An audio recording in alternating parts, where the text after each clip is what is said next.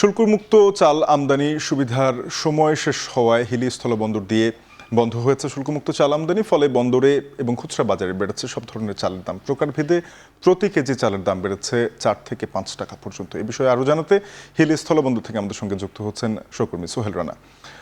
সোহেল, শুল্কমুক্ত সুবিধার শেষে চাল আমদানির খবর জানাবেন হিলি স্থলবন্দর দিয়ে, এবং বাজারে এর প্রভাব কতটা থাকবে?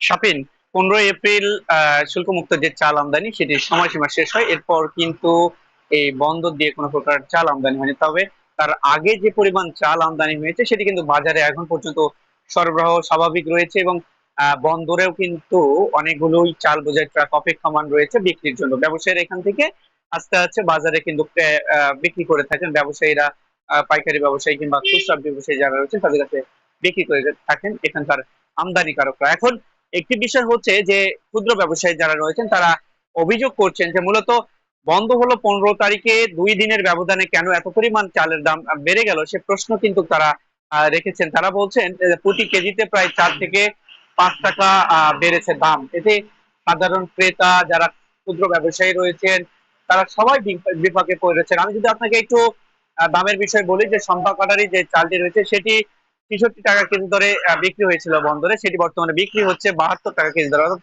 এখানে বলা চলে প্রায় 6 টাকা কেজি দরে এই চালটিতে দাম বেড়েছে। এছাড়া স্বর্ণা 5 যে চালটি রয়েছে এই চালটি 50 টাকা কেজি দরে বিক্রি হয়েছিল, সেটি বর্তমানে 54 টাকা কেজি দরে বিক্রি হচ্ছে। অর্থাৎ কেজিতে এখানেও 4 টাকা বেড়েছে। এবং 40-94 যেটি চাল রয়েছে, যে ভারতীয় আর কি চালটি রয়েছে, সেটি বিক্রি হয়েছিল 66 টাকা কেজি দরে, বর্তমানে সেটি বিক্রি হচ্ছে 74 টাকা কেজি দরে। এখানে প্রায় 4 থেকে 5 টাকা দাম বেড়েছে। এখন প্রশ্ন ব্যবসায়ীদের, যে এত অল্প সময়ের মধ্যে সরবরাহ সঠিক থাকবার পরেও কেন দাম বাড়লো, এটি সিন্ডিকেটে বাড়ছে কিনা এই বিষয়টি খতিয়ে দেখবার জন্য প্রশাসনের নজরদারি দাবি জানিয়েছে। সব মিলে বলা চলে যে বাজারে সরবরাহ সঠিক থাকলেও দাম দ্বিগুণ বেড়েছে, এটি নিয়ে কিন্তু অনেকটাই ক্ষোভ চলছে ব্যবসায়ীদের মধ্যে। সাবিত, সোহেল, আপনাকে ধন্যবাদ। সহকর্মী সোহেল রানা যুক্ত হয়েছিলেন হিলি স্থলবন্দর দিয়ে, জানাচ্ছিলেন চালের আমদানি, সরবরাহ এবং দরদাম নিয়ে।